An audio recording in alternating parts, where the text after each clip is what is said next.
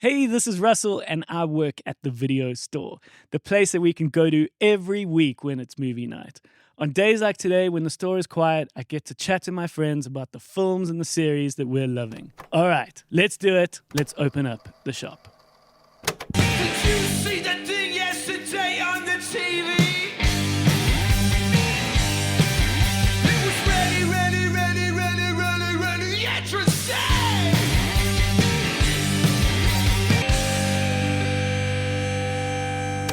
How's it? Hey there. It's a Kolski. It's a Kolski. It's just you and me behind the counter, baby. Yeah, it is. Look at this. Just as we open, our first customer of the day.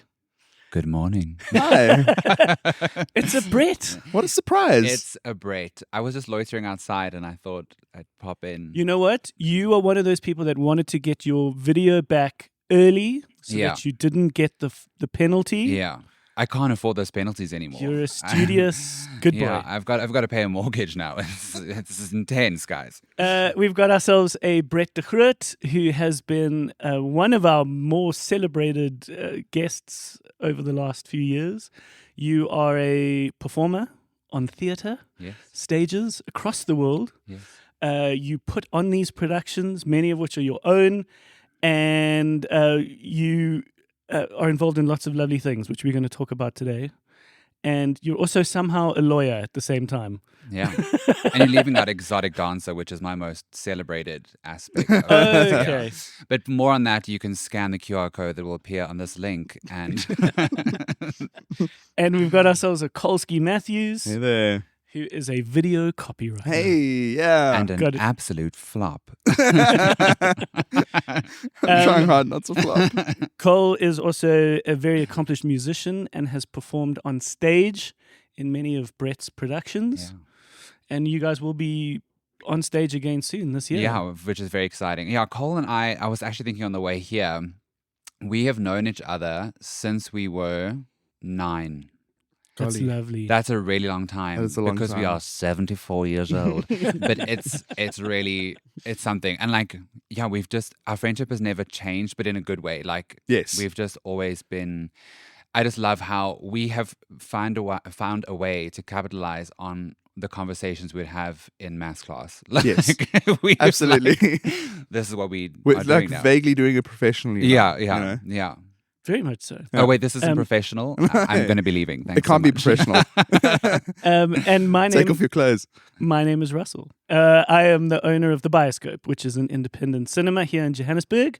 And we have ourselves this other job here at the video store, which is exciting. Yeah. And it's lovely because we've got incredible customers and we want to have more of them visit more often. And so that's why you have popped in. So thank you for your time, Brett. Thank you, thank you. I want to tell you guys all about Hamnet today. Oh, I had an opportunity to watch it. I'm jelly. It's just quite a movie. It's coming to cinemas, including the Bioscope, very much the Bioscope, from the 30th of Jan. So that's in kind of 2 weeks from now. Amazing. You guys went and watched Bone Temple, hey? Yes. Yes. Okay. He did, Yeah. along with Perrin and Graham. Yeah, all the boys came out. Yeah. It was lovely. And needed therapy afterwards, but we'll get into that. Get into that. Okay. I managed to watch The Rip, which is the big Ben Affleck, Matt Damon film. Is it about a really big fart? Yeah. Literally took the words from my mouth. It's just Ben Affleck and Matt Damon. Just letting Just rip. putting each other's Yeah. fingers. What killed me in that pitch meeting. Hear me out. Hear me out. And then it just ends with, "We'll stop doing it when you stop laughing." If they did make a flatulence comedy, it might have been better than what I watched. But we'll We'll get to that as we'll well. get into that as well. More on that at 8. Should we start with a little round of Hey, did you guys see? Yeah. Sure. Have you been briefed on this? I've not been briefed for this, but I am very much into the Yes and experience, so let's go for it. We'll guide you through this. Great. This is this is improv at its finest. If you know any news or exciting announcements of the week, this is the chance for you to tell us about it. Okay. All right, should I start? Go for it. Hey, did you guys see the 10th and they say final season of Queer Eye is on its way. Mm-hmm. And I believe it's coming 21 Jan. I don't know whether you could maybe confirm that, Cole. Sure.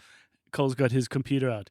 But I have to admit, Queer Eye is the best thing on television.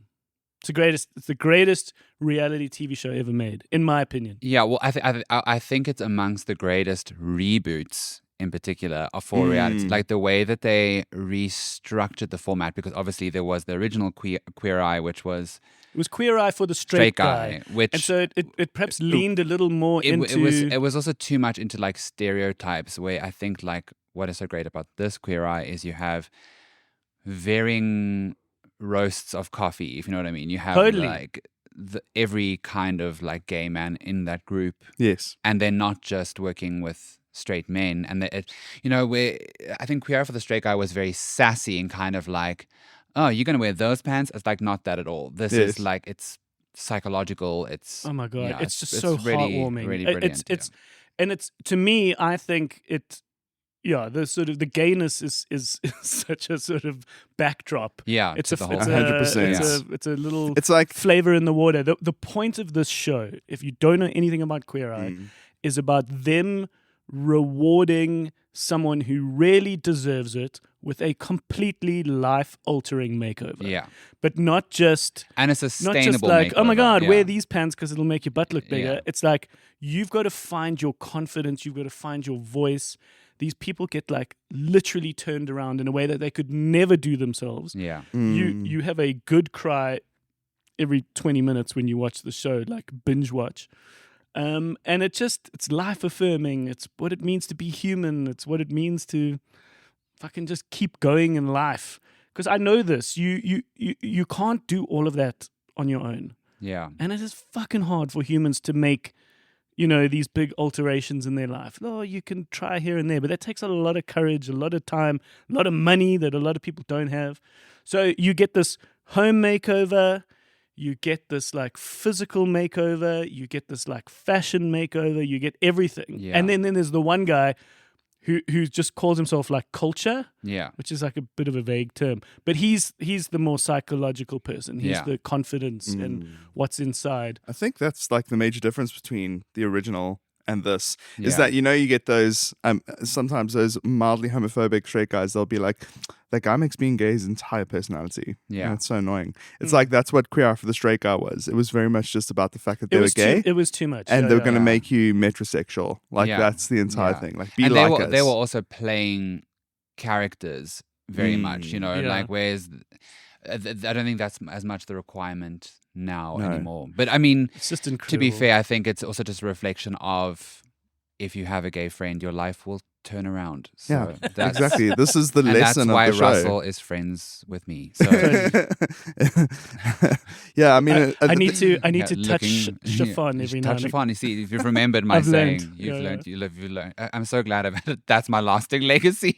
Well, I mean, in my wishes, I wish they could do a Queer Eye every year, but I think Yeah. they're all onto other things and they all do other things with their lives, and perhaps they've just personally outgrown this. So it's interesting that they've said that this is the last one. But just where they've all gone, Anthony, who specializes in the cooking, he's got an amazing show on National Geographic about traveling and finding your roots through cooking. So it's great that they can all go on and do Yeah. other things. Jonathan's by far the Yeah. the most Oros in the Yeah. in the glass. 100%. no, But, he's um, fruit cocktail. Yeah. He is crazy. But interesting person and just worth a normie seeing, so that you can also desensitize yourself Yeah. and that you can also normalize, Yeah. and that it also isn't this sort of strange thing. In a strange world. I was speaking of Jonathan, one of my favorite things that he ever said on the show was someone asked him about, there's always a stigma like or misunderstanding. It's like in a gay relationship, who's the man, who's the woman? And Anthony then said, "Oh, do you mean who's top and who's bottom?" And then Jonathan was like, "Or do you mean who is sun and who is moon?" And I'm just like, "What? Like, what does that even mean? Like, who is sun? What does sun mean? What does moon mean?" Exactly. Yeah. Yeah. Who is sun and who is moon? The moon can be a top. Yeah, exactly. Mysterious. Leaves before you wake up. You'd love this. There was a conversation with my 70-year-old dad on the way to like a golf game once, and it was so lovely, like seeing him recalibrate his brain around queerness and queer characters on TV shows. Where he's like, "Yeah, we watched this show, and it's like Hawaii Five-0 or some kind of like generic straightest, cop show." yeah. Where he's like, "Yeah, and there's a character there, and he's gay, but it's not like it's in your face."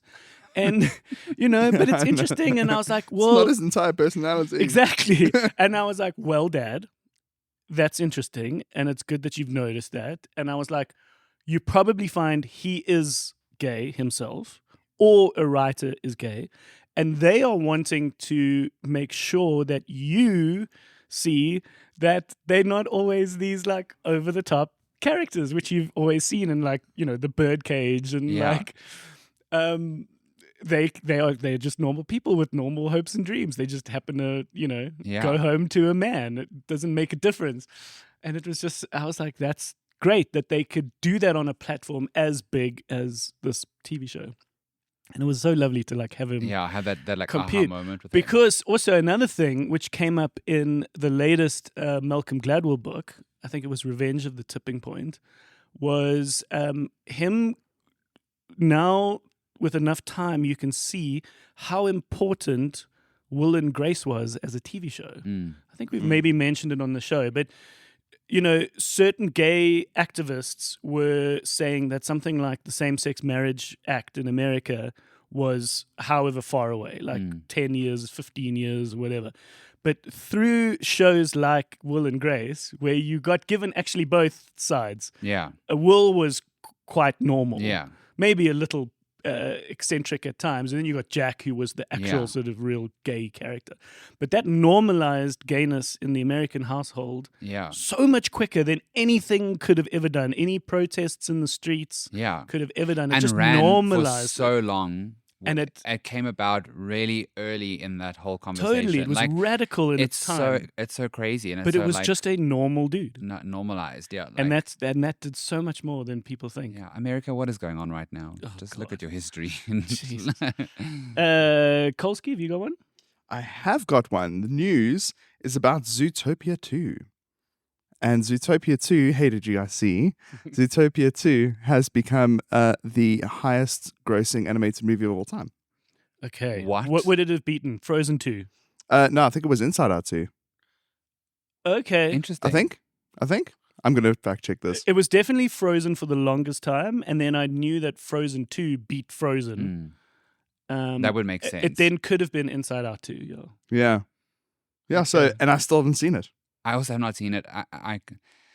But again, like, I think that's really interesting. I saw an interesting conversation about this, where they were discussing, like, Wicked Part 1 did extremely well financially, Yeah. Yes. and then Wicked Part 2 also did extremely well, but did less, was less financially rewarded than Wicked Part 1, which is weird because you'd think surely Part 2 would get more money. That's normally how these things go, especially when people are going to be like, oh, what's the follow-up? And it was because of Zootopia 2. Because the thing is, Part 1, very family-orientated. Part 2, a lot darker. So if you have your family audience, they're going to choose to go to Zootopia 2 rather than to go see Wicked, which I think is interesting. Like, I mean, I know this is like boring movie analytics, but like it is crazy how another movie being released at the same time as your film can massively impact it. No, totally. Right. But I think we also forget that these Pixar movies are as big as they are, and they are just such a guarantee for audiences. But the biggest chunk by far is the China money. Oh, Yeah. absolutely. 100%. It's the fact that Zootopia Yeah. got put out in China and was a success in Yeah. China. Wait, were you saying that Zootopia 2 was a Pixar movie? It's not. It's a Disney movie. Okay, in my Yeah. head, that's the same. My place. correction, sorry, it's not the greatest animated film, highest grossing animated film of all time. It's Walt Disney's highest grossing animated film, Okay. beating Frozen 2. Okay. Yeah. But that is just so crazy to me because Frozen 2 was, Frozen as a brand was so big. Astronomical. Everyone knew about it What is the highest grossing animated film of of all all time? time.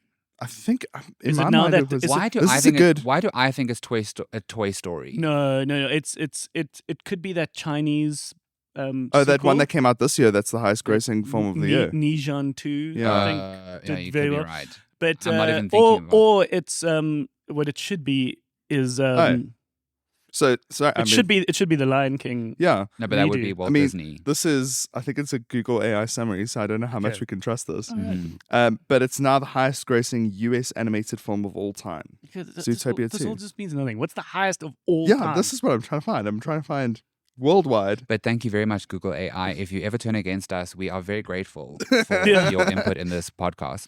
And I'm so sorry. Yeah. I got Pixar and Disney. Yeah, and I'm mixed also really up. sorry that I got really angry the other day when you couldn't give me traffic directions without the roadblocks. But we all make mistakes. Oh, go on. Okay, well, you keep We'll, looking. we'll come back to this. Mm. I'll try to find it because I'm just getting Zootopia 2 everywhere. Yo, but I know would it's- be very interested to know. But that is crazy because I don't know anything about. I've never even seen Zootopia 1. Really? Yeah. Yeah. Has Dan seen No, Zootopia? yeah, Guy. he probably would love it. For those who don't know, Brett's husband Dan is an incredible ornithologist. Yeah. I remembered what that Yeah. word was, Is that which is a birds? bird Yeah. scientist He's literally a doctor of ornithology, so a doctor of birds. and has been published in Nature, which is crazy. Yeah, it's the top scientific journal in the world. That's His amazing. PhD literally redefined So he's conservation. he's It's insane. animals before. Yeah, no, right? he is. Yeah. He is. And he would like a movie that is What happens animal if centric animals have and basic. feelings? Yeah. My Yeah. favorite story about Brett and Dan is you told me once when you were lying in bed. I don't know if you were on holiday in a game reserve or something, and then you're trying to fall asleep, and then you heard a bird call in the distance. And Dan in the bed goes, "Hey, that's the big breasted tit or something." Yeah. Telling you what the breed is, and you're just like, "Shut up, let me go to sleep." That's literally my life. Like we went to go see Swan Lake, the ballet, and like at one point there was a blackout, and they had like nature sounds that were playing. Yeah. And he leans over to me and he goes, I'm identifying these species and they're not accurate to where the story is set. And I'm just like, just watch the ballet. He also got an infrared camera thing that like picks up heat signatures. So like when he takes a lot of people to go birding in like Borneo and whatever. Like he's got the best job in the world. But like obviously when you're doing forest birding, incredibly difficult, incredibly dense. Yes. And so he got this infrared thing that allows him to pick up heat signatures where the birds are, but he got it for Christmas. It was like a Christmas gift to himself. Okay. And I woke up in the middle of the night and I rolled over and saw this white light shining on his face. And he had been watching me through the infrared camera. And he just goes, I can see you. Okay, Hannibal Lecter, what is going on? Now I must go back to sleep. I can see you. Stay close to the candles. They can be treacherous. It's too much. It's too much. Wild. Where is Borneo?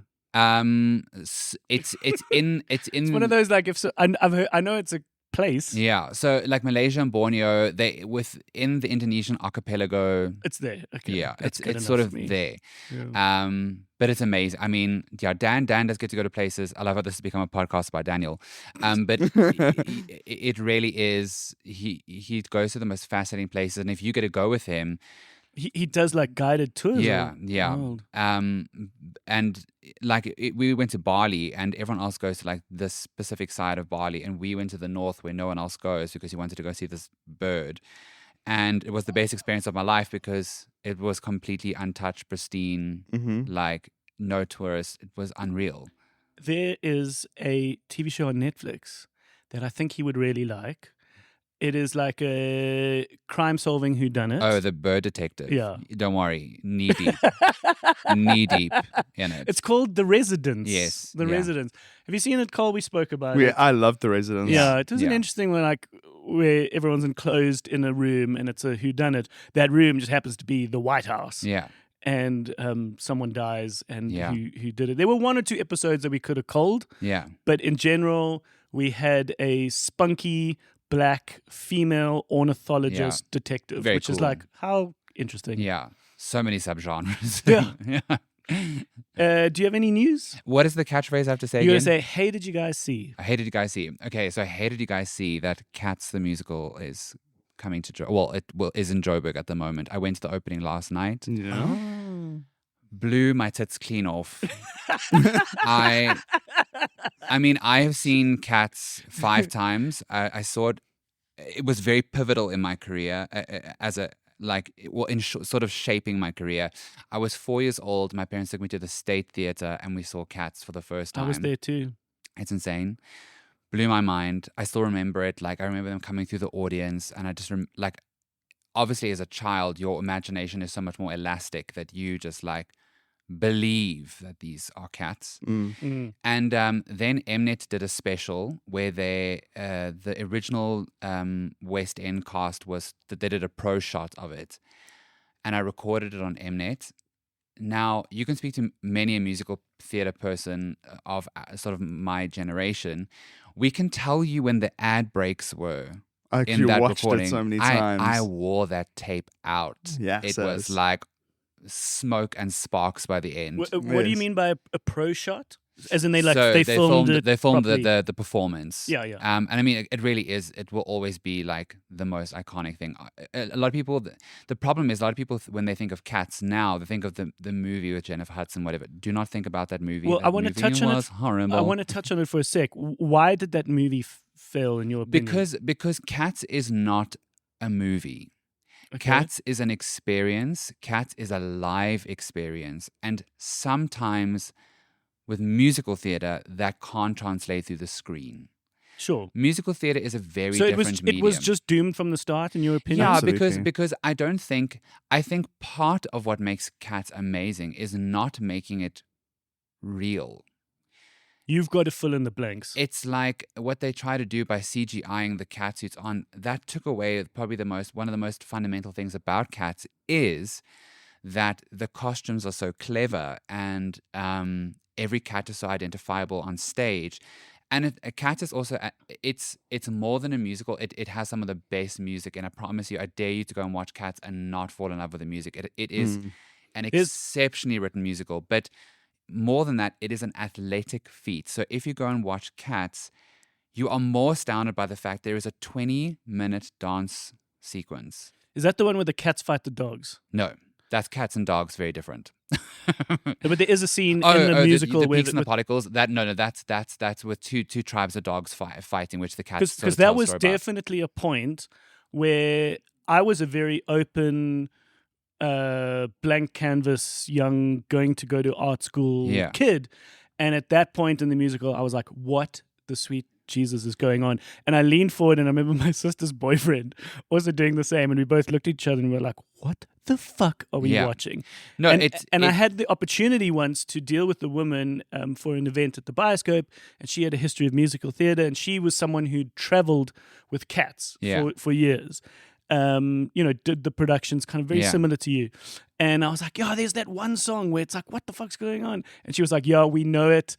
Some people have petitioned to take it out, but it's just part of the music." So what's interesting with that song in particular is they've tweaked, because look, this is a long-standing show and it's a blueprint. So what you see is the same thing that's being done on the West End, right? Yeah.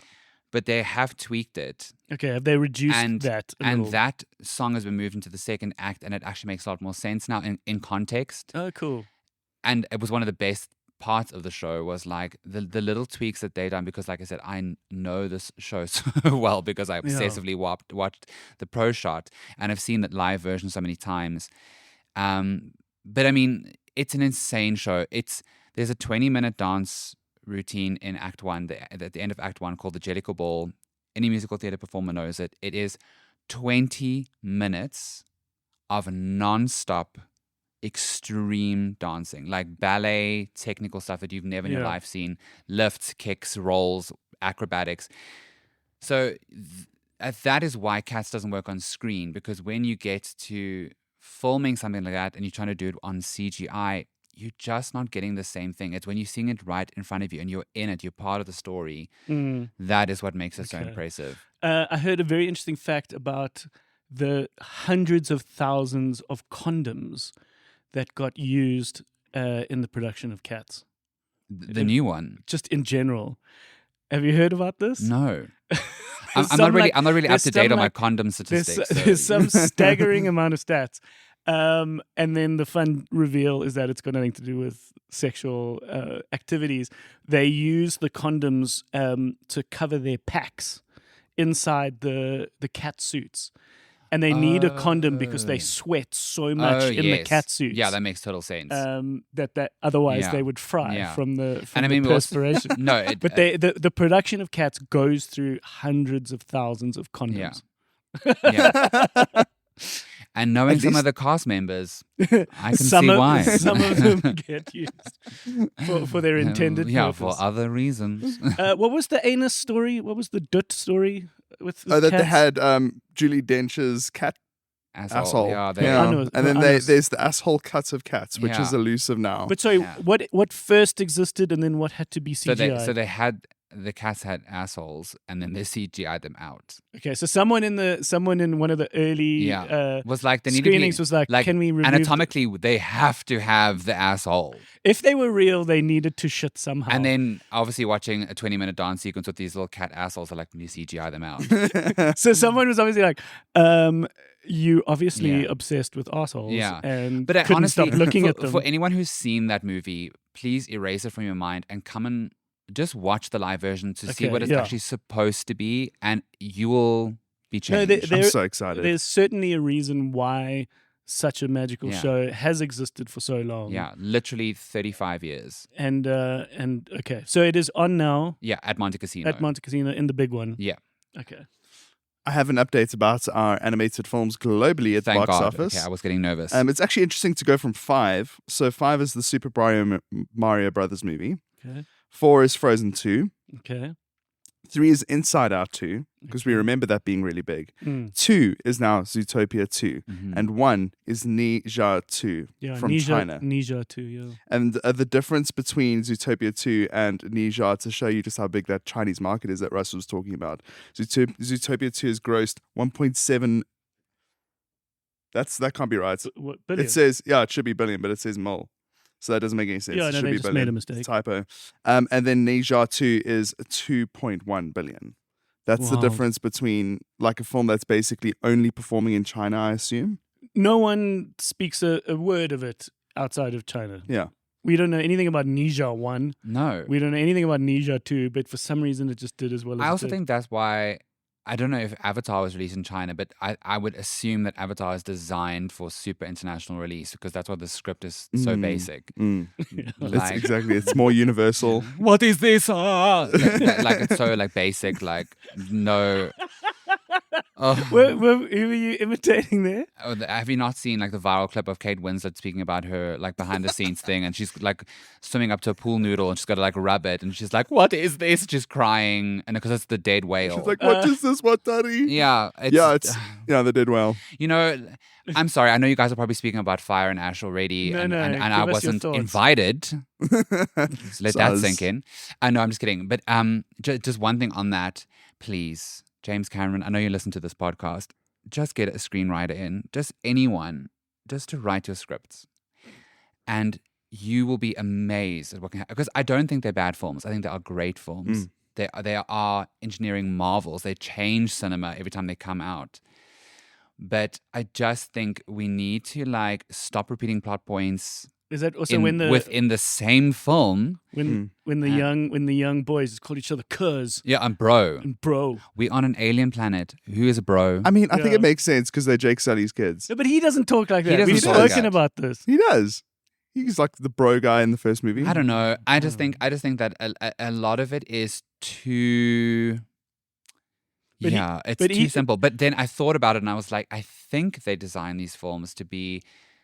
You know, we're not doing Christopher Nolan throwback sort of these really intense scripts you've got to read between the lines. It's got to be a bit simple. It's simple because already what you're trying to process is so complicated, and they want international release. So in that regard, I definitely understand it. He's in a scene thought far more about the engineering of those like wind traders. Yeah. There's this lovely video on YouTube where they're like, watch James Cameron over-explain the wind Yeah. traders, and you realize like he has thought through exactly how these membranes work and how there's rope tied here to help them with this, and this person does this, and you can see that there's a figure on the top that does that. Yeah. And this person that he has completely realized this Yeah. whole world, which is amazing. Yeah. But just doesn't really know how they should speak to each other. Yeah. I mean, even if you watch the trailer for Fire and Ash, what is this movie about? It's just Navi screaming. That's all it is. Watch the And- trailer. Yeah, and also the film is just kids getting kidnapped, like the second one. All the time. All the time. Why were the whales in the third one again? No one cares about the whales. I mean, we do care about the whales, but we've dealt with them in movie 2, Yeah, Anyway. yeah. No. Hey, did you guys see the name Wuthering Heights is actually in inverted commas on the poster? Yeah, and I noticed this, but I think it's because she has She said she's explicitly said that it's an it's her- adaptation, it's not her a take, not yeah. a whatever. What I don't know what this is. well, like it's not a faithful adaptation. Yes, it's yeah. her version of it. But can I just say it looks incredible. It does, right? Oh, I- no, guys. I love it. Was Saltburn the world's most incredible film? No, but I thought it was stylish. And it was a potent injection of something. It was creative, and It was bold. it was very bold. And like that's the thing. Not everything has to be perfect. And I just love it. I think the costume design, the production design. There's a scene with Jacob Elordi on a horse, and he It's like a blood red background. blood red background, which reminds me of Gone with the Wind. And I'm just like, this is incredible. Yeah. I am 2 pages in. Cole, you started reading? But Okay. it's my plan. It's my plan too. I- I'm learning an instrument, so I have Cole has not to a lot learn of how to free read time. first, and then Yeah, he sorry. can I sat down to read. I read the first page and was like, oh my God, this is dense, old, and I don't understand what the fuck's Yeah. going on. And then the next night I was like, oh, okay, Yeah. I think I can do this. No, I mean Yeah. it really is the most iconic love story. Like it's Do you know about it? Have you read yeah, it? I've read Wuthering Heights. Oh, shit. Did you have to read it? No, I You chose to read it. yeah, I'm not normal, but it really is. It's like the basis of so many great love stories comes from Wuthering Heights. It was her only book, Yes. which is wild. I recently, Well, that's what you got to do. You got to release a one-hit wonder and then retire. yeah, well, Like the guys that sing "Do Up, Dap." Where are they? There's one They are song so done. hot now.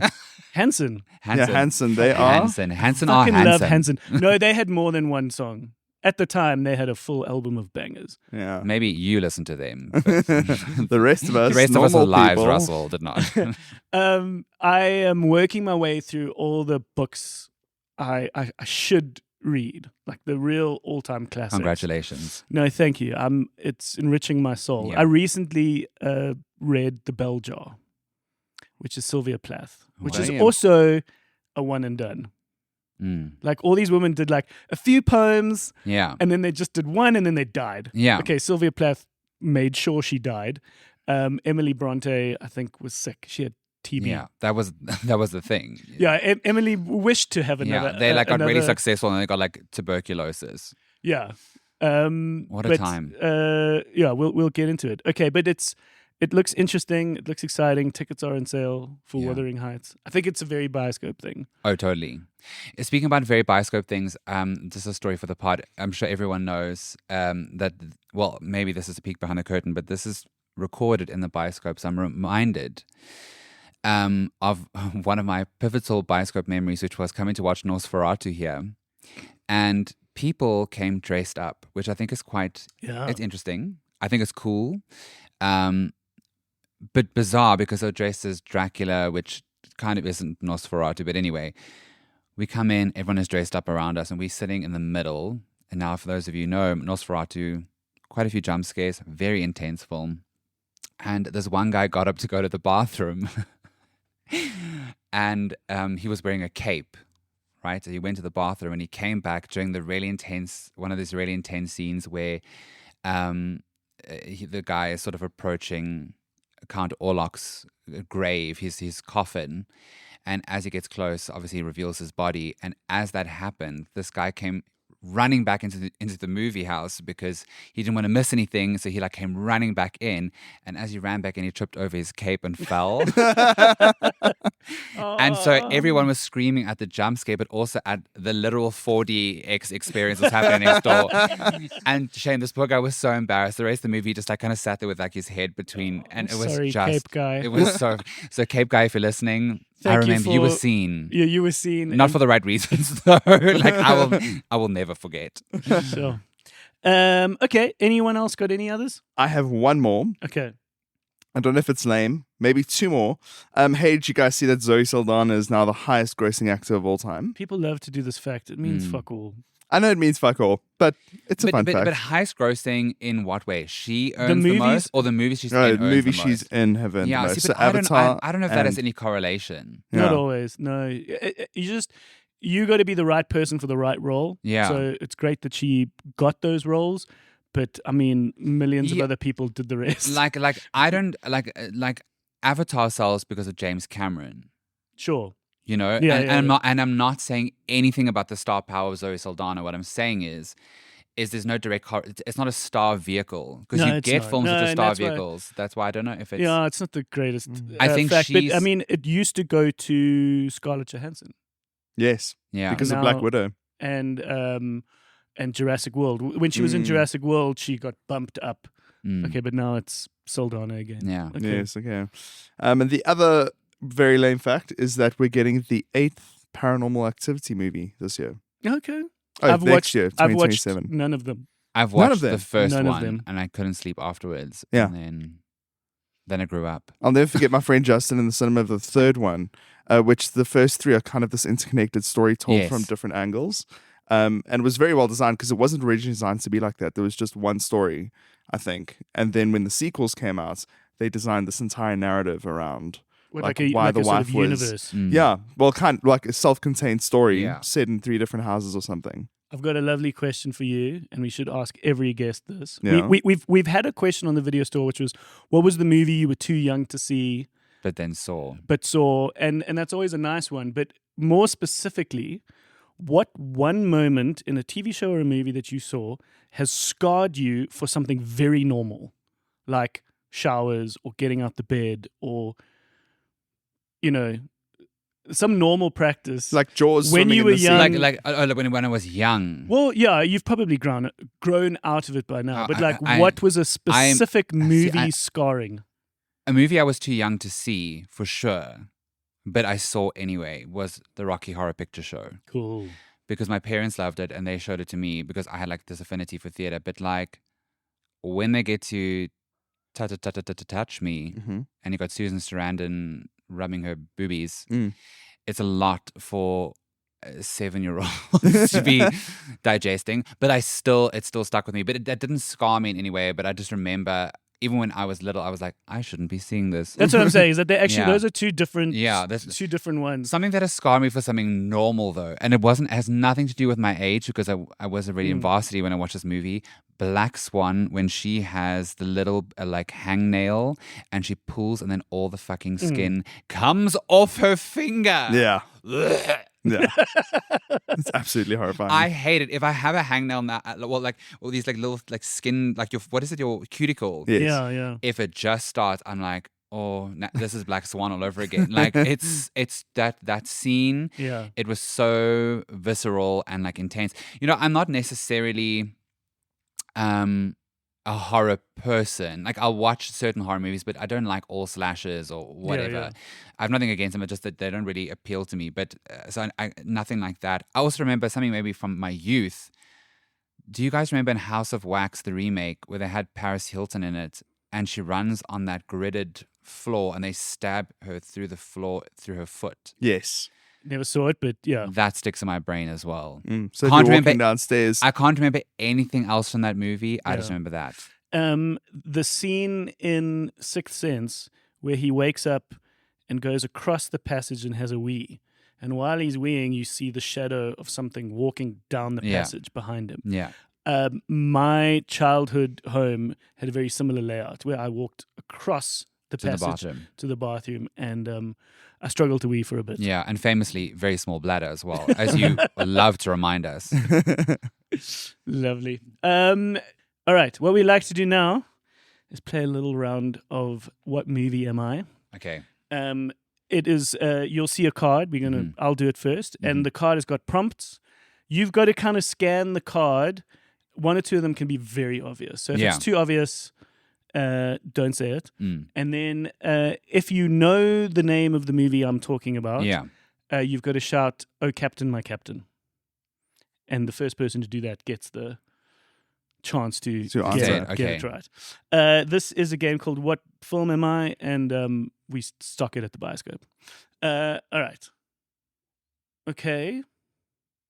I am a drama.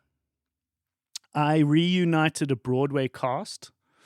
I am based on a Pulitzer Prize winning play. Oh, Captain, my Captain.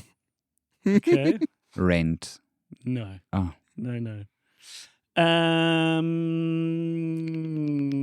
I don't want to give too much away here. I am directed by Denzel Washington. Oh, Captain, my Captain. Yeah. Fences. Nice. I haven't seen it. Okay. Don't read. I think it's the third fact that's too obvious. Don't read the obvious okay. ones. You Okay, I gotta, got you. you gotta do a little self Self-regulation checking there. I'm actually not going to take this card because we just spoke about this film, so we cannot do that. Okay, what was it? The Sixth Sense. Okay. Oh. I don't know if this is the right demographic for this film, but I would know it. Okay. I'm a comedy. I'm inspired from a TV sitcom and a musical. TV sitcom. My theme song, this is pretty important. My theme song is written and sung by one of my stars. My story focuses on co-workers seeking revenge on their boss. I star Jane Fonda, Lily Tomlin, and when I say the last one, you're going to guess the film. Dolly Parton. Oh, no. It's not coming to me. I don't know this at all. Working 9 to 5. What a way to make a living. Oh, nice. Yeah. Damn it. Okay, there was a TV show. Surrounded by straight people. The disappointment never ends. Cole's Yeah, not straight the straightest. straightest. No, I'm not too straight. definitely not. But honestly, he's like Pep Store gay. You know, he's like entry level. Like, you know, he's a starter Not Pokemon. fully committed He's yet. the starter Pokemon of Yeah. it. No, but listen, when Cole announced himself to me Yeah. as bisexual, Yeah. there's never been a girl ever since. No, Yeah, there was never I've been had- I've girls had- ever. I've had one or two guy friends just sort of announce themselves more as, you know, bisexual, and then there's just never been a girl involved ever, Because I spent ever the whole- again. I spent the early bits dating girls. Yeah. Now I'm Yeah. trying other thing out. Okay. Yeah, top shelf. Okay, cool. I am a martial arts epic.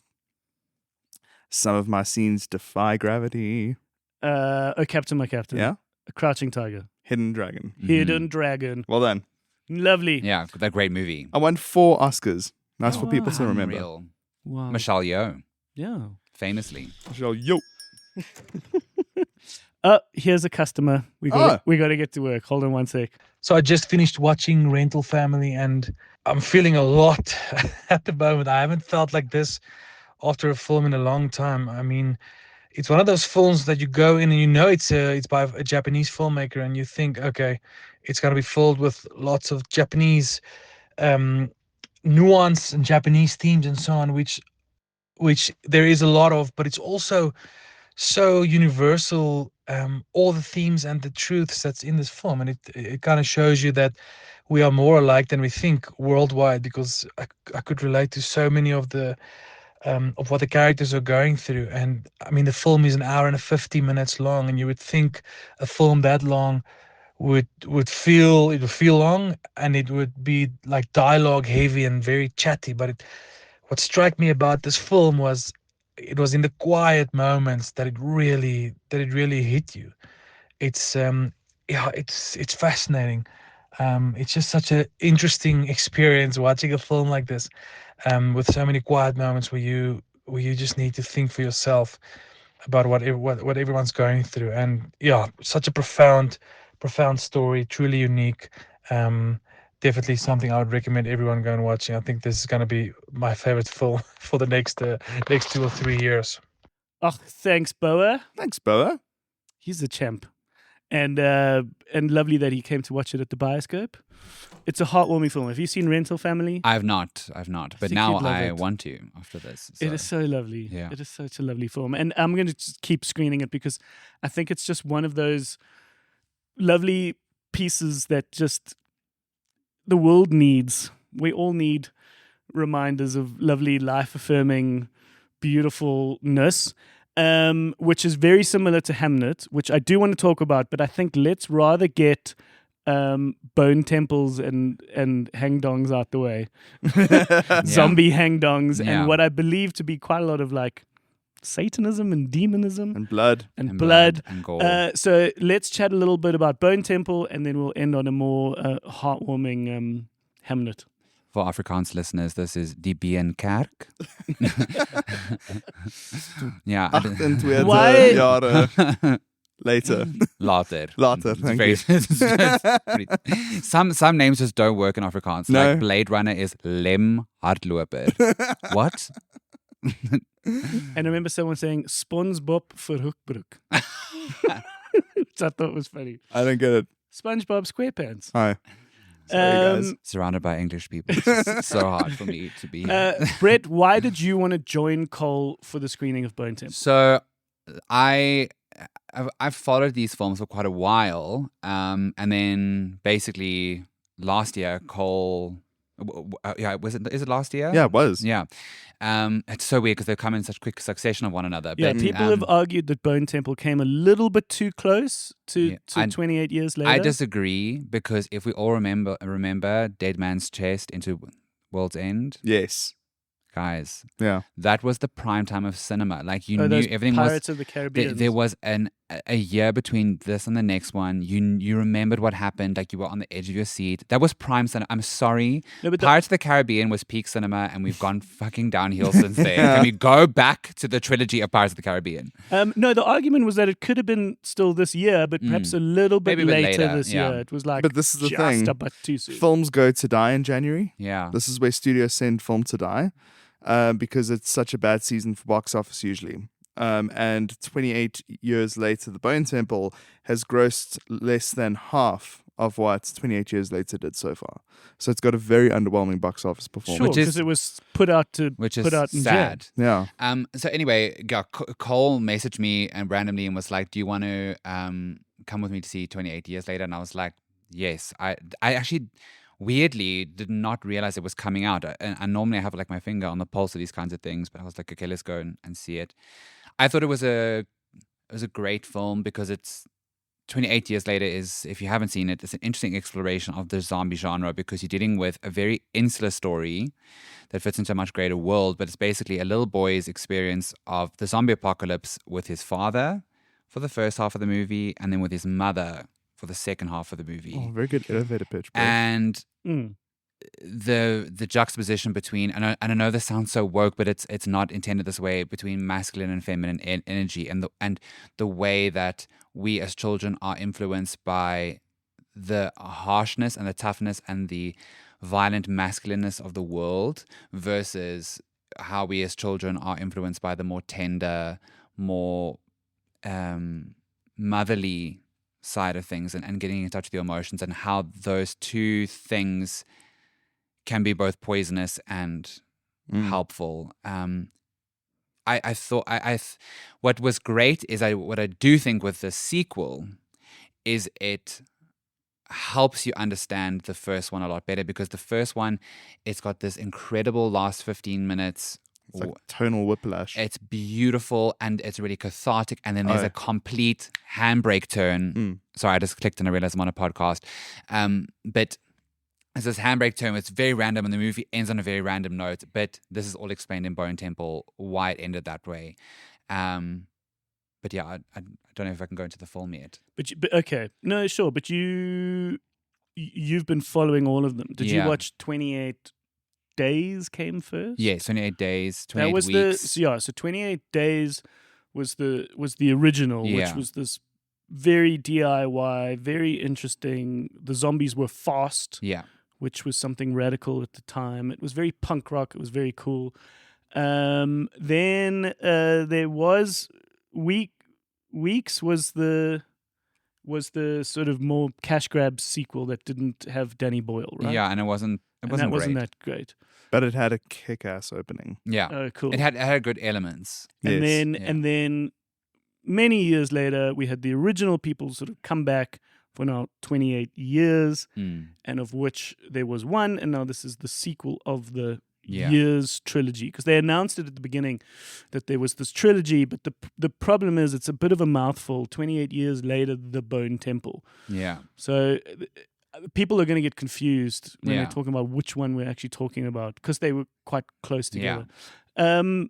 But yeah, I think it's cool that we've got Danny Boyle doing the first one 28 years later. Then we handed over to someone. Who did we We hand handed over to Nia Da DaCosta. who kicks absolute ass. Who as is the this director. So person? for people who don't know, Nia DaCosta was the first black woman to debut or like have a film at the top of the US box office, Yeah. which was Candyman. It's her remake of Candyman. Oh, cool. And then also directed Miss Marvel. The Marvels. The Marvels. Yeah. Miss Marvel was the series. Okay, Yeah. that one famously did fucking terribly. Yeah. Yeah. And again, don't Not judge her her fault. by that. A director can only work with the text that they're given. And I think within Marvel, you're also quite limited in terms of what you can do with a film. Yes. We've seen a bit of that, and it was all of that happened in the The same period.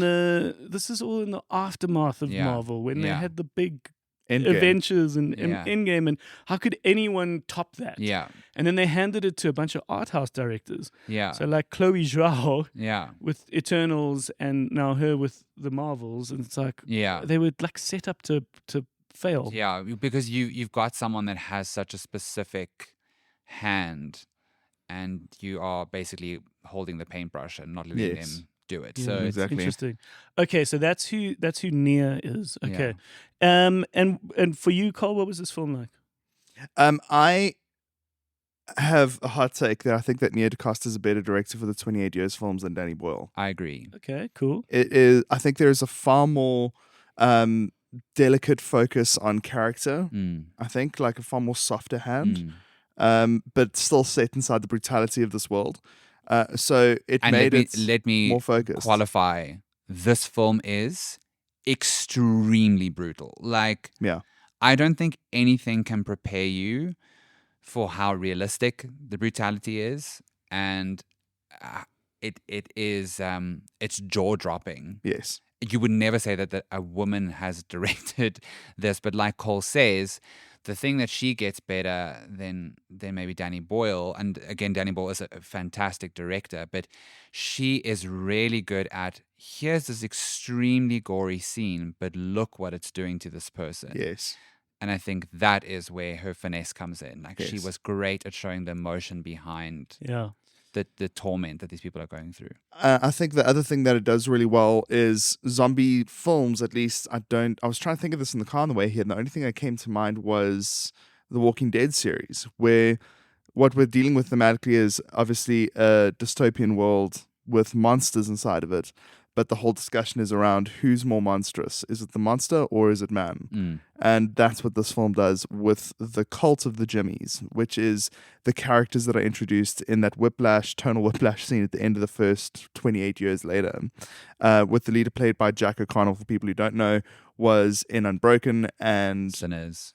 now famously the vampire in Sinners. Mm. Brilliant actor that plays Jimmy Crystal, who worships a figure called Saint Nick, who we discover later on, which we won't say is someone quite iconic. Yeah. And has a bunch of children that have to audition to be in this gang of his through like a fight to the death, which our protagonist, what's the little boy's name? Spike. Yeah. Which Spike passes. Spike is able to join the group in order to stay alive. And it's very much about this young boy's experience of what he has to do in order to be alive in this world. Stuck in this cult. And I mean, it's exploration of this film is very much less zombie focused, but the zombies are really ever present in sort of the theme, in that the main villain, which is Jimmy Crystal, basically you meet him in the first film, you see a brief glimpse of him as a child, and you see basically, what happens to his parents that get taken up as zombies. It's not a spoiler. It's like everyone is dying from this thing. And so what happens to a person who's core education, core moral set, core everything came to them at age 6 and then was left in the wilderness, quite literally to survive on their own, witnessed this brutal murder of their parents. What does that do to you psychologically? And he is the product of this. You know, he's got a child. Is he a zombie? No, he's not. He's a human, but that's what is so crazy is you're left to think surely it would be better to be taken out by the zombies than to be taken out by him. Exactly.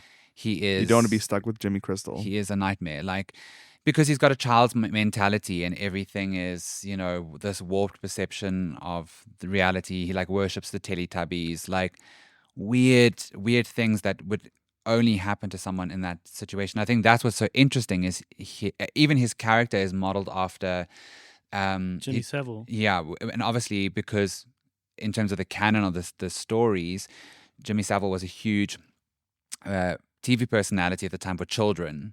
So he was exposed to him, and the zombie apocalypse happened before all of this came out about Jimmy Savile, who is, you know, this really extreme sex offender. But that alone speaks volumes into where he's drawing this influence from, and I think it's really clever. But it's For those who super don't know, brutal. can you explain what you explained to me at the cinema about why it's significant that he's dressed like Jimmy Savile and what that would mean to UK audiences as opposed to everyone else around the world? Because like all of us are going to look and just see a guy in a tracksuit. So you'll see the Jimmys are dressed very specifically. They all wear blonde wigs. They wear these like velour, like Juicy Couture, like knockoff tracksuits. But that's the way that basically this really iconic TV host and radio host in the UK used to dress, right? That was very prolific amongst like young audiences. Yeah, and this is Jimmy Savile. Yeah, Jimmy Savile. Sorry, Jimmy Savile, very, very sort of prolific amongst young audiences. And then many years later, it came out that Jimmy Savile was this is now in real life, is a prolific sex offender and pedophile. And so But all of the Jimmy Savile stuff happened once he had died. yeah, So it's not even like he lived in any amount of shame. No, It all got revealed afterwards. much later. So for UK audiences, and of course, the 28 series is set mostly on the island of the UK. And it's written by Alex Garland, Yeah. who's British. So British. it's like it is a very British story. So for UK audiences, when they would have seen that film, I think immediately there was this thing of like, this person is not trustworthy. And it's so clever because it's like he's dressed to lure in children, which is exactly what Billy Crystal does, but for very different reasons. I mean, he's trying to build an army of like little murder babies. Yes. Billy Crystal? Jimmy Crystal. Jimmy Crystal, Crystal, yeah. sorry. So he calls himself Jimmy Crystal, based off Billy Crystal and Jimmy Savile. So it's like he's made this personality for himself. Interesting. No, Yeah. it sounds like it's got a lot of density and subtlety, and also, by the sounds of it, Yeah. very gruesome. But honestly, it's not about Satanism. It's not about anything. You know, these are things which are. It's all from one character. You know, there isn't real Satanism in this thing. There isn't real, and that's the thing that's really pointed out to you in the film, that this guy has a system of beliefs that are just so warped and not even correlated to like true religion in But any way. it sounds so interesting to play with what a post-apocalyptic Yeah. world could be, and how some terrible demonic gang could link themselves to Yeah. the Teletubbies. Yeah, it's crazy. and how that can sort of twist and change in the. But as anyone will tell you, this movie is Ray Fiennes' movie. Ray Oh my Fiennes. Cole and I, when we debriefed afterwards, which is not a euphemism, we just said like, surely this is like award worthy. Like his performance is exceptional in this movie. You've never seen him like this. Yeah, this is the guy who we know as Voldemort. Yeah. Probably, is he a bad dude? No, he's good. That's the thing in the first movie is you're sitting there going, who the fuck is Who this is guy? he? Is he dangerous? Look, like all it does all very characters in what's great about this series is all characters are morally great. Even Spike, even your protagonist makes choices that you, as a person not living in a post-apocalyptic world, would make. Mm. You know, and so they make these choices, and he does. I don't want to spoil the first film, but at the end of the first film, Ray Fiennes' character makes a choice to do something with one of the other sort of protagonists of the story, and you're like, is this mercy or Yes. what is this? Like Yes. there was not Okay. really much choice by the other people. So but that's what makes the movie so interesting. And his character very much is this. He is what's left of humanity in a weird way, and like does have mercy and does have kindness, But at the same time, but at the same this time, guy has built a bone temple, Yeah. like with a mound of like thousands of skulls. and very much is a scientist and a doctor, and everyone is his experiment. So It sounds like there's an incredible amount to unpack and Mm. talk about and think. So it feels to me, in the outside, it feels very niche. Mm. It actually does feel niche. Yes. But within that nicheness is a very wholesome, delectable, interesting meal to unpack and enjoy. I think the cool thing about it is that what do you see in zombie movies that we've seen so much of before? Yeah, You well, know? famously, 28 Days Later was a reinvigoration, a re-exciting redo of the zombie film. Exactly. I think it's why 28 Weeks Later was so weak, because it kind of just repeated what 28 Days did. But what these films are doing is they're like slowly unpacking, okay, cool, seeing a zombie horde chase a character is something we've seen hundreds of times Yeah. before. So that's not going to be where our action is centered No. around, where our sequences and our core Yeah. emotion is. So it expands so much more beyond that. And Well, like half of this film I've listened is It's psychology, basically. It's Well, that's the psychology. thing. I've listened to you guys for the last 10, 15 minutes talk about what this movie's like, and not once have you mentioned the zombies, we I will mean, mention the zombie dongs. the zombie dongs, absolutely. which famously Unreal. the guys revealed that was a prosthetic. Yeah, because there's a child on set. Uh, So you have to, if you're going to have fully naked people, they've got to be in prosthetics. So that's a rule. uh-huh. Which And he's is- like, well, which while is- you're doing it, Yeah. why don't you make it well, really big? It's big. it is big for a reason, because Yes. he's an alpha male. And the virus has had like a steroidal steroid effect. effect, so like, everything about him. increasingly. But I mean, looking at this man in real life, Yeah. I don't think it's that far off. It's like if he has a micropene, I would be shocked, because Yeah. he is enormous as a human being. Is there as much hang dong and bone temple? It's a little bit calmer. Maybe the weather was a little bit. Maybe it was more chilly. shocking. Yeah, but I think it was. I think it was more shocking in the first one, because the way that the hang dong is introduced is you're inside a train, and this alpha is running towards the camera, and this hang dong be swanging. Yeah. Okay, it is out of control. Whereas in this one, he's not doing quite as much running, so there's not much Yeah. movement. It's in just it. hanging. Yeah, Yeah. Wild. yeah. Well, from hang dong to the complete opposite. Is there anything else you wanted No, dying no, to say? no. All right. Oh, the needle drops. Okay. The needle drops the needle are fucking drops incredible. in this movie. Yeah. Wow. okay. I What can't what, give too much away. Yeah. what are needle drops for those who don't know? Choices of, I would say, like vintage music, vinyl.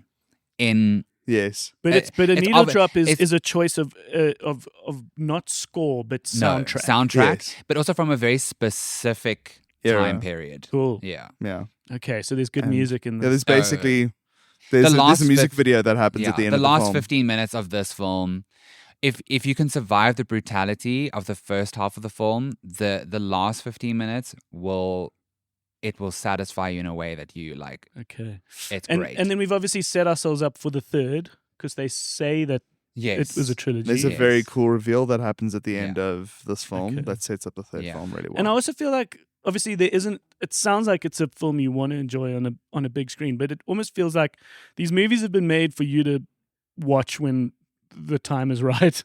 yes. And if I- it is I think it's- niche, I think it will it's a find its movie- audience. I think it is a niche movie, but it's a movie you need to watch with other people, because Mm. it is a spectacle in other ways where everyone can be screaming together. You know, like this is Sure. gross, whatever. Like you need that. Like it was so good to all of us were there to see it together. sounds squirmish. at times. 100%. Super squirmish. Like I just before going to see Bone Temple the night before, I watched 28 Years Later on Netflix, and they like censored half the movie, and I was like, this does not have the same It feels like it needs to be a very potent effect. injection. Yeah, of yeah. something, so it I has- understand fully why it was censored, because I understand it's a streaming network. Literally anyone can open that movie and watch it. Okay. So nothing is stopping you if you think about it on Netflix. Nothing stops you to say like, are you over 18? Because you need to be over 18 for these films. you have But- to trust that the kids are signing into the kids' profile and so stuff. I fully understand it. So if you want to experience it, you know, as is and as sort of as it was intended, like you need to see it on the big screen before it goes to a streaming network. I would definitely. Well, speaking of a shared experience, this is my segue into Hamnet. I had the opportunity to watch it last week, and going in with the few other people that were in this small cinema that the distributor has, I even made a joke like, "You guys ready? You guys ready to have a little cry together?" But my God, did we share this incredible, intimate moment. And that was before the movie even started. I speak on the show, Brett, about the GUIs. It's my sort of little thing that I often talk about. And that's, when you get emotional in a movie. And usually it's just a little upset of the tummy when you're like, oh, God, this is sad, or this is a moment. This was something far more intense. This was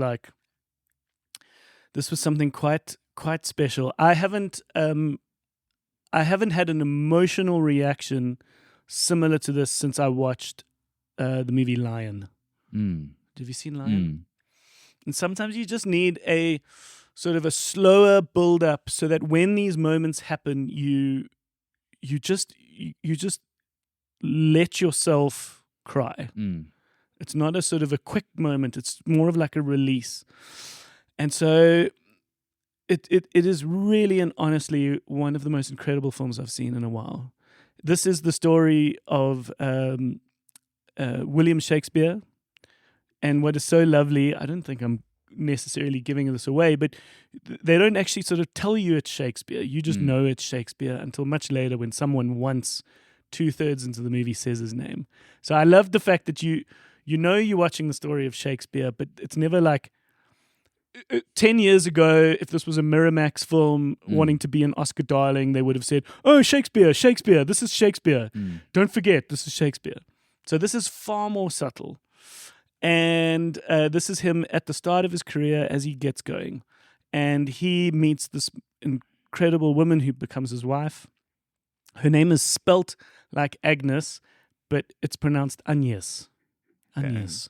It's like Old English. Yeah, and this is played by Jessie Buckley, who has already won Critics' Choice Award. She's won the Golden Globe, and I think she's on track to win the Oscar. I don't know who she's going to be up against. They're announcing the nominee soon, but this is fucking incredible.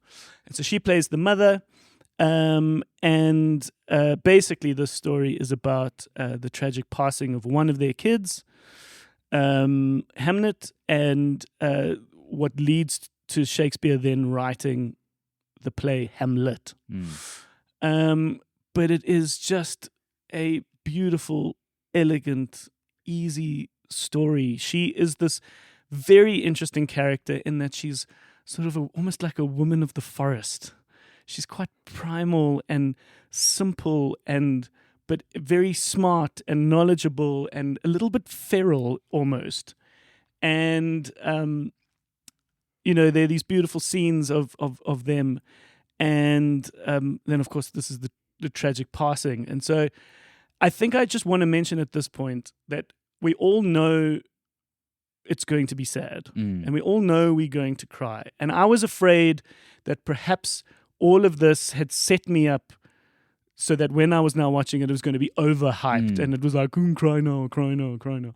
It's not that.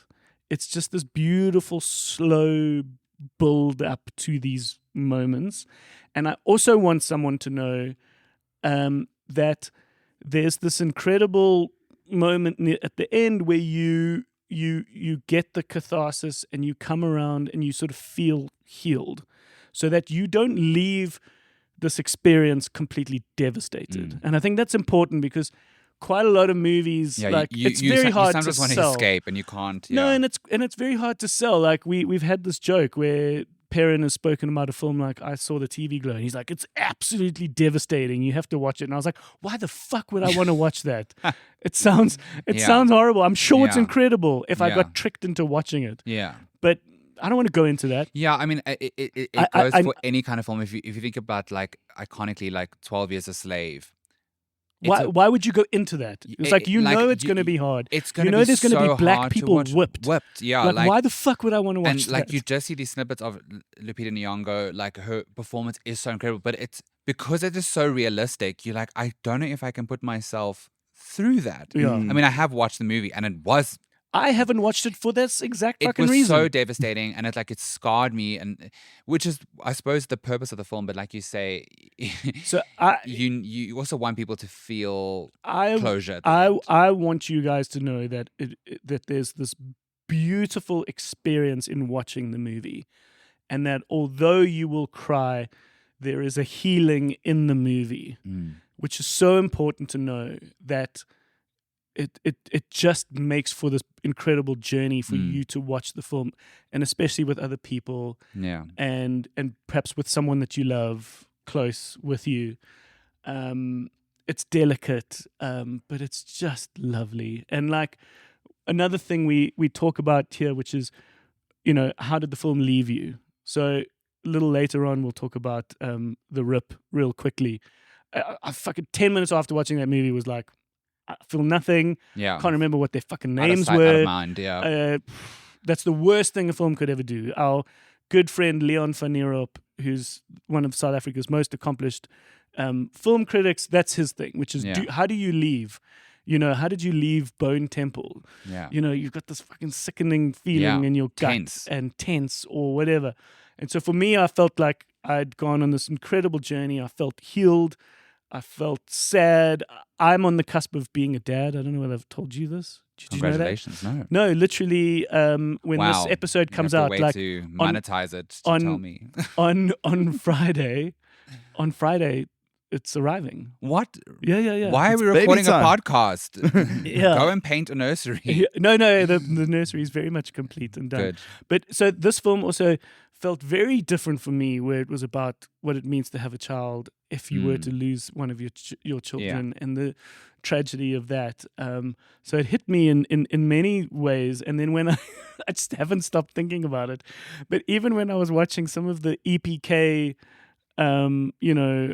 stuff on YouTube around it, like when certain scenes came on in amongst the interviews, like I got emotional.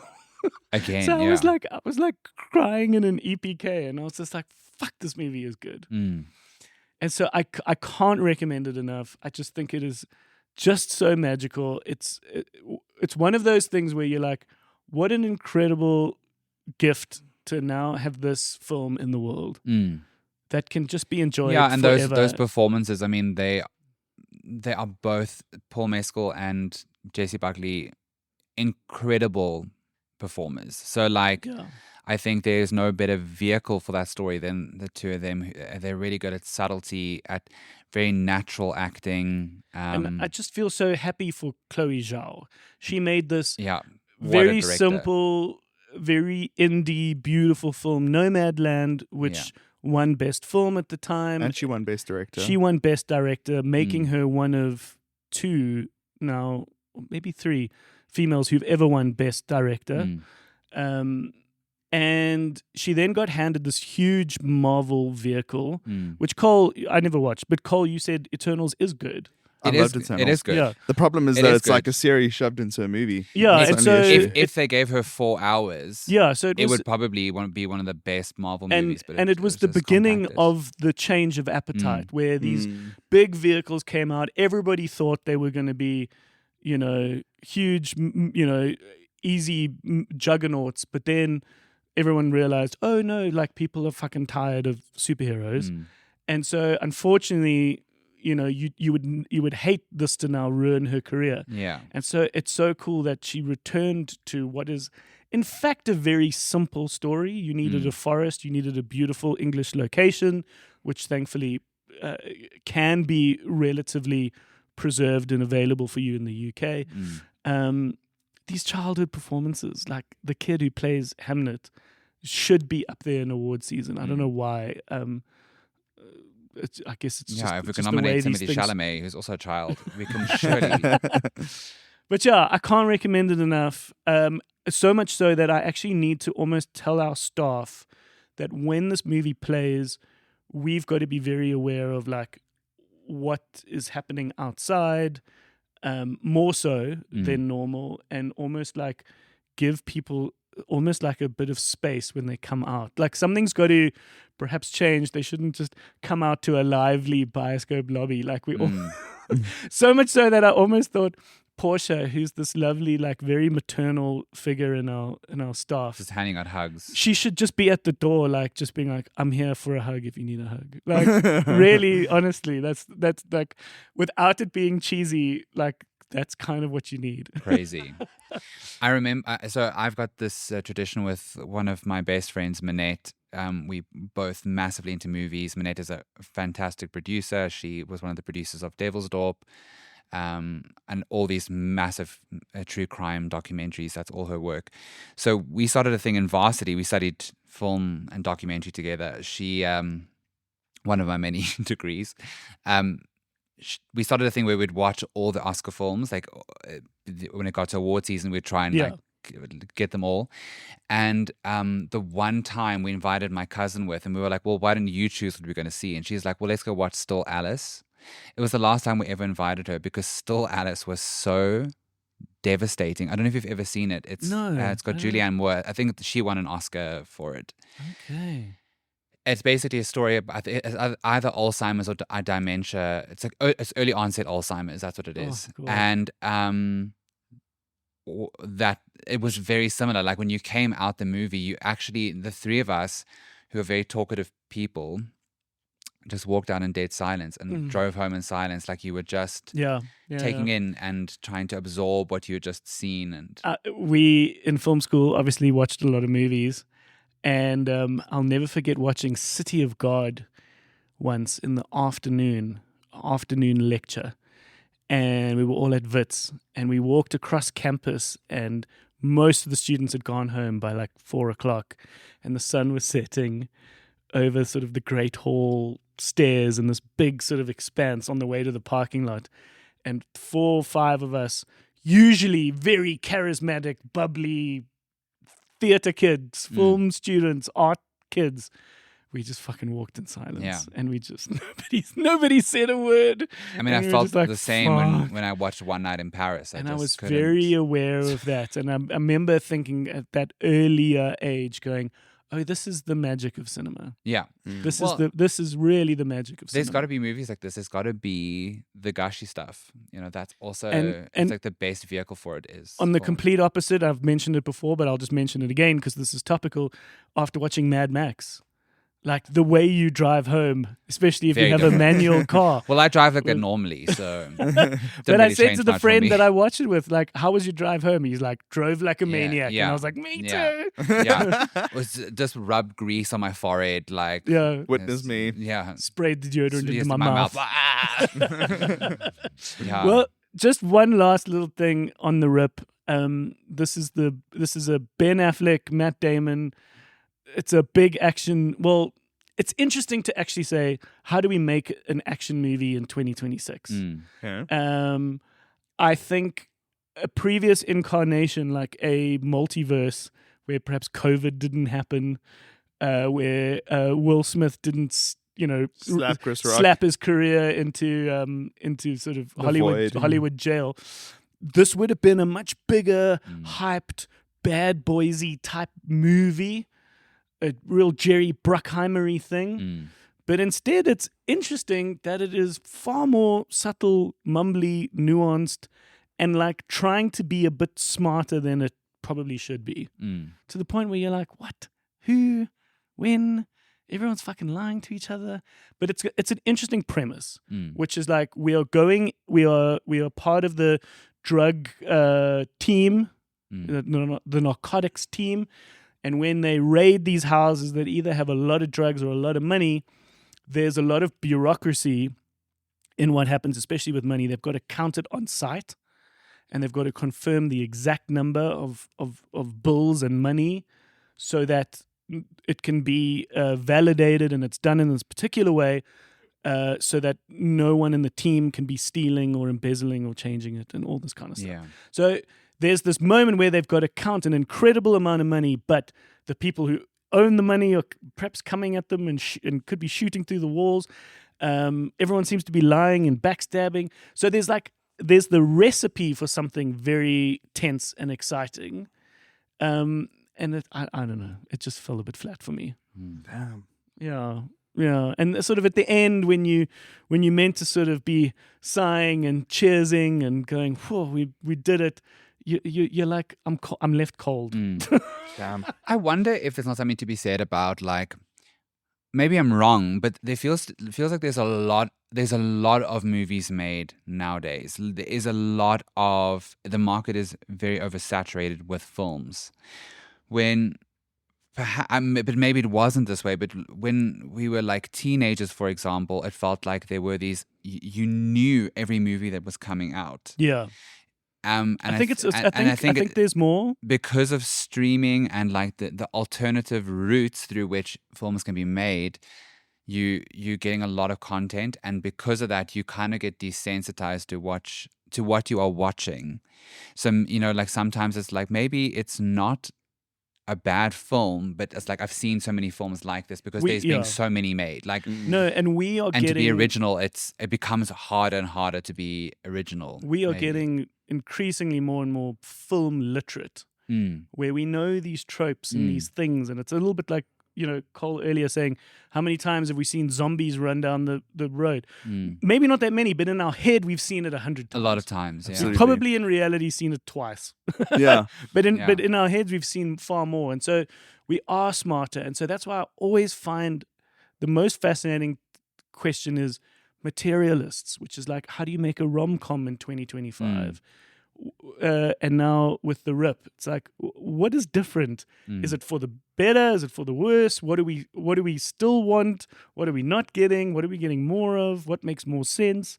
What I think is interesting is what we've spoken about here today thematically is stuff that is tethered to like the human condition and like real human emotion and human psychology is actually what we are craving, because you've got two films, Hamnet and The Bone Temple. They could not be more different, but they're tapping into something of like trauma and all these things. And isn't it funny how as soon as you get an action film that doesn't deal with anything like that, you're like, well, I have no connection to this. Like, when did we become so like cathartic? Like, we need, and you can see in The Rip, there's certain backstory and context. Yeah. Like Matt Damon had a son who died. And it's like, and they give you these moments, but not enough and not in the right place for you to go like, I fucking know this dude. I feel like I'm in this garage with them, counting the money.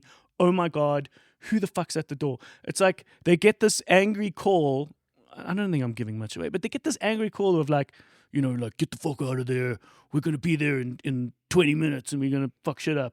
And there's no sense of like, we got to ramp up, we got to scale up. It's like there's like this weird little disconnect, and it just feels wrong. It's also really fucking hard to make a movie and to really make it good. I think it was Francis Ford Coppola who said that it's difficult to make a good film. It's impossible to make a great film. Yeah. No, and that's also the byline of the great movie podcast. What Went Wrong? Where it's like, it's really hard to make a movie, let alone a good one. Yes. And so no, and these things come together, and there's this beautiful magic that happens, and of course you can do your best to create that alchemy where it's like, okay, let's put Jesse Buckley together. Let's do this. It's based on a book that was lovable. Hamnet was this reimagining of what Shakespeare's life could have been. So you have a solid foundation. You've got the solid foundation. And then if you put the right director who's got that gentleness, you can see there's like, even in these award shows, they cut to the Hamnet table. And of course, at the table are these kids, even though they're not nominated, but they are part of the cast. And it's quite cool that they're coming on this journey to sort of sit at the table. But they're these little boys, these little girls, and like, Chloe Zhao's got the little kid like on her lap. Yeah, that's amazing. And it's like she's this motherly figure to this little boy. They probably shot that film fucking a year ago. Yeah, so that like connection is long gone. Yeah, that kid didn't even need to be there, but it's great that the kid is there. And then it's like the kid's on her lap. It's like there's a tenderness that just translates. Yeah. Where The Rip feels like it was kind of banged out. But literally like someone ripped a line and was like, this would be fucking an awesome movie. Yeah. and in their head, they know. Often, I feel that you watch a movie where you're like, in the writer's head, he knew exactly the How it was gonna backstories of work, yeah. all these people and the nuance, but it just didn't fucking come out. In the You know, end. it's tough. I'm in the position now. I'm producing and directing and writing a TV series, and I can't say what it is. I love how you're doing that in amongst the plays you're going to be in, Yeah. and you're going to be directing musicals this year. Jesus Yeah, Christ. I'm insane. But it's interesting because at the moment we are sort of at the stage where you are negotiating all these deals, and it is very. You have to be extremely certain of your vision and extremely steadfast to that vision, because it is so easy for someone to be like, well, what if you put this in, and then like we could give you access to like this kind of distribution or whatever, and you have these carrots, but then at what point are you losing Okay. what you originally and so I mean I think in many ways like if you put in a little bit of Christianity, you could get totally. I mean, I distribution can't really, there, or- I can't give too much away, but it's like this is quite a not scientifically focused, but sort of natural world, natural history focused thing, and they're wanting to put other elements in, and you're like, yeah, that can't work because scientifically we're now going into a very different yeah. Right. thing. So and it's going to that would be you're then doing a disservice to that Yeah. extra thing should be its own feature and whatever. But I think being forged in fire in theater, where you have to be so sure of yourself, because I mean, I started producing and writing and directing at 20. No one wanted to help the little pipsqueak at all, and you just had to. I think that's what's helped me now is I'm very easy at and very willing to be like, no, that's not going to happen. But it can't always be that way. And so you, like you say, you might have this writer who has this great idea, but at the end of the day, things are no longer left up to them, and you get too many influences, and and it has to appease to too many people, and then you don't get the same It's thing. like not often that you're the Steven Spielberg that gets director's cuts after your first like major blockbuster. Yeah, you know? have to be. You just have to concede sometimes to what you to- can get in order to get your film made, to get your film distributed. to get it done. I think there was a big part of older films, and I think we're slowly getting there more and more, where if you allow someone to deliver a concentrated version of themselves, unfiltered, uninterrupted, we are starting to get enough examples of how that will be successful, and the best being One Battle After Another and Sinners, where two directors writing directors were given the chance to make the most potent version of their voice. Robert Eggers is a great example of that. Lovely, and you Like, kind of got to just leave them and let them be. I mean, well, that's kind of the thing. Then you can also get a terrible example of how that could go awry, which is Wes Anderson, where someone's like, "Dude, like crawl out of your own ass and just put a bit more water in this Oros." Yeah, I mean, It's a good it metaphor. was a really that wasn't like my thing from the get go. In sort of my own world, I was like, if I'm going to do this, the only way that I'm going to do it is if I write and direct it, and I'm in charge of the production design, because it's a fully realized concept. Yeah. And thank God, everyone is on board with that, and Totally. you have that support to be like, okay, this is the vision, this is what we're going to work with. But like you say, it is not always like that, and sometimes it shouldn't always be like that. Yeah. No. But that's where but perhaps then the like producer comes Sinners, in. but Sinners, for example, is a great example of exactly how that should have paid off, and Yeah. like exactly what it should have been. Totally. It's a tough one. When is the next chance we can see you on stage? I'm currently in rehearsals for The Jungle Book, which is going to be at Monte Cassino. It's a really interesting, way more adult adaptation. Kids can see it if they're over 10, I would say. Okay, cool. But And it's who do you play? I play Shere Khan. Lovely. I mean, that was the only role that I was willing to sign on for. So I told you the other day, you and me are the same. Yeah. We've And both- me. Have you also been Shere Khan in a production? Yeah. When was I'm your Grade production? one. Mine was in nursery school, Okay. where the only thing that really identified me as Shere Khan in this sea of kids was that I had a little paper thing around my head with 2 little tiger ears, and I think maybe I had 1 or 2 more lines. Yeah. But I remember as a little kid, even in nursery school, going like, I am a bit more of a performer. Yeah. I am perhaps a bit Sorry, more. guys. I am perhaps a bit more I'm special when it special. comes to this. Yeah. Yes. Like maybe there's a gift that they're seeing in me. Cut to me like So I'm following in going great into film footsteps. Do you guys schools, have any yeah. tips for me as to what I need to do?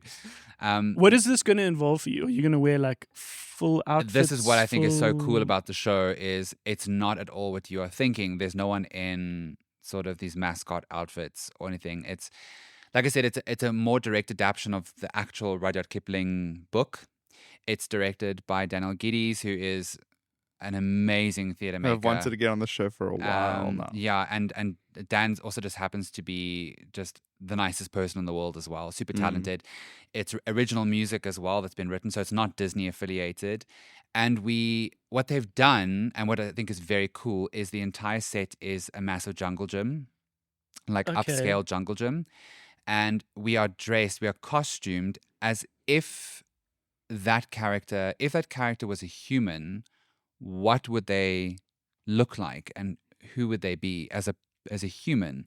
Ah. And so we have like Bagheera the panther, who would be a grifter. You know, she's there in her long leather trench coat. She's, you know, like very cool 90s R&B kind of gal. In the book, they were animals. They were though. animals, yeah. Yeah. We've got like Baloo, who's sort of dressed as like your favorite uncle kind of thing. Yeah.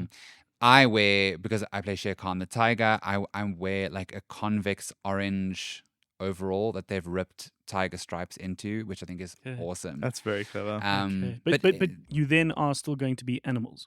we are still animals, but everything is heightened and humanified. Humanized. Yeah, so it humanizes is the great way. Let me speak English. Anthropomorphized. Yeah, but yeah, we're not. It's not cool. like what we're trying to do with, for example, to harken back to the beginning of the episode with cats, where they're trying to sort of elicit cat-like feline movement. They're Okay. not trying to do that with this, although it is incorporated in some of what we would do. You know, Little interesting. Yeah. little smaller things. You know, and the lines are really beautifully written. I have I have such great scenes to do. Like it's When does this so start? juicy. So it starts in 2-3 weeks time at Monte Cassino. So it's At the Peter Tureen at the Theatre. Peter Tureen Theatre. So it starts on I believe the 10th or 11th of Feb, and it runs all the way through to the 1st of March. We'll then be in Pretoria at the AfriForum Theatre and also at the State Theatre as well. Those are later on in the year. AfriForum is in April, and State Theatre is going to be in June, I believe. But yeah, it's Have an you done amazing- much performing on the State Theatre stage? I've done one show there in the very beginning of my career. It was like a benefit show that I did. But was it a yeah. lovely moment for you? Because I think you and I perhaps share similar things. Cole, I'm sure you perhaps the same. Like It's- I watched a lot of stuff in the It's State unreal. Theatre. Yeah, I must say, and when I have more of a connection to State Theatre and Joburg Theatre than, for example, Monty. Like, performing a Monty is amazing, but it doesn't have the history or the scale of the older theatres. Monty is designed after a West End theatre, so it's compact, it's small. But I'm just saying that even though if you the little Brett who watched oh yeah, totally. Cats totally, and had his yeah. mind blown. So like for me, it was I think Joburg Theatre had more of that moment for me. Okay. As like little like when I got to Yeah. perform the Joburg Theatre stage for the first time, and I was on that lift. I mean, the stage can, if for those of you who don't know, can split into like 4 and can like lift at different levels. There's like 6 levels to the stage. It's insane. And the first time, my first ever like massive professional thing, I was put on the stage and I was lifted onto stage, which is sing with Judy Page, who's like a theatre legend. And I just remember, like, in that moment, I was like, holy shit, this is... little Brett would be so proud. He would be like pissing I his love pants. I It's love so those. I love crazy. thinking of that. Yeah. Yeah. I remember winning an MK award, which was, you know, the South African music channel that existed back when we watched music videos on TV. And also being on that stage, on that State Theatre stage, and going, I watched so much stuff. Yeah. This is where you watched like Buddy Holly. And, Yeah, totally. and I It's- get it's to also be on weird. stage too. It's lovely. It's also weird. I have my mom's family were all they were all professional dancers and musical theater performers. So like, it's cool because I have like more of a history in that way. Like some of their costumes, like the State Theatre, for example, they've got like a lot of costumes in these like glass tube or like columns, like a museum basically. And like so many of my aunt's costumes are there, and like it's lovely. Awesome. it's quite weird like to be there and be like, wow, like this is this like legacy that keeps going, I suppose, in a way. It's very cool. Like Lovely. even doing Magic Box was insane, where you working for Disney as a child, you always would think like, oh, I'd love to do something with Disney, and then when you get to do it, you're like, wow, like how did this happen? You know, like 12-year-old, you would think you're pretty fucking cool. yeah, dude. a 12-year-old me would think I'm on drugs. Like, how did this happen? Yeah, it's crazy. Lovely. But listen, good luck with that. Thank you. And I'm sure we'll see you down the line. Definitely. Down the If road. I am not here to review Pillion, Pillion. yeah. Okay. I'm gonna burn this. That's Bioscope to that's the Dom sub film, the gay romance movie with so listeners, Alex if- Skarsgård are we and holding them to Dudley. it? I have to be here for it because I have to look into Russell's eyes when we are reviewing this film. No, that would be delightful. I don't know whether we ever going to get it here. I'm not seeing it on the release. I schedule. was at a gay pool party this weekend, and apparently they all torrented it. So Yeah, then I they think found it on the it's out. 70s. So It's out and about. So go and watch it and let us know what you think. we'll watch it yeah. on the couch together, you, me, and Dan. and then debrief afterwards. Not a euphemism, just strictly professional. I'm emceeing another wedding for the listeners. I've at this point emceed probably like 3,000 fucking weddings at this point, and I'm co-emceeing this one. And the groom said to me, he's like, "Oh well, I thought the two of you would be perfect because one of you is gay and the other one is attracted to women, but I'm sure he experimented."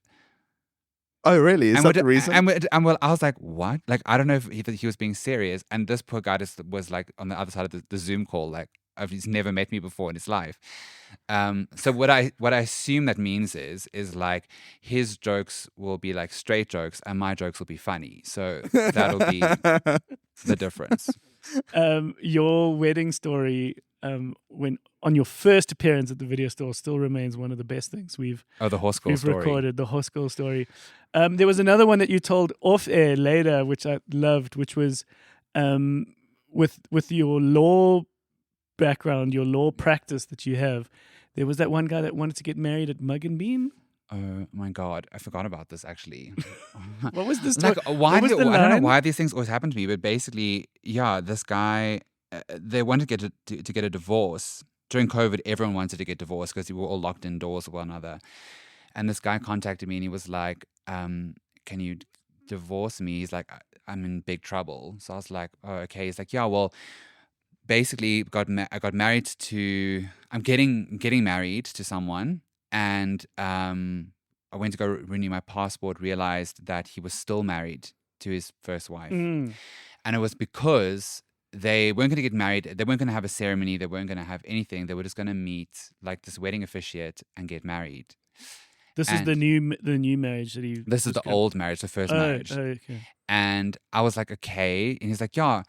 And it did take place at the Mug and Bean. And I was like, what? The Mug and Bean? And he was like, yeah, because, it's a wedding and Mug and Bean is cake. And I was just like, what? Anyway, to cut a long story short. You've seen those after- meringues, boy. After they signed the marriage contract, they left, they sealed the deal, so to speak. And Yeah. he kind of realized now that he'd test driven the car that he wasn't really interested. So phoned the marriage officiate immediately afterwards, asked to cancel the marriage. And the marriage officiant didn't. And he filed it. And so this poor guy was married. Oh God, So it was crazy. It was a crazy time. Jesus! I didn't know that it involved the Actually, a really nice guy, and he just a young, stupid mistake. Like he was like 21 when this happened. I just love it how it's and it's like 10 years later. Mug and Bean because they have cake. Yeah, which, if you think about it, that is the wedding industry. They're just giving you overpriced cake. Yeah. Yeah. Lovely. Listen, thank you guys. Thank you for a lovely day. Thank you. Thank you It was so lovely much, to catch up. listeners. I love you all, and if you would like to follow me on social media, I'm joking.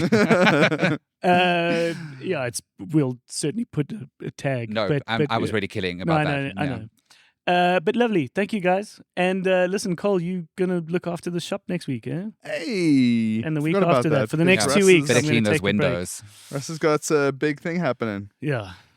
Big week. Yeah, Sure. just a baby. Thinking about you, Brady. Just a baby. baby. I'll pray Nothing for you. Nothing crazy. Lovely. Cheers, guys. Cheerio. Do you want to say goodbye, Brett? Bye.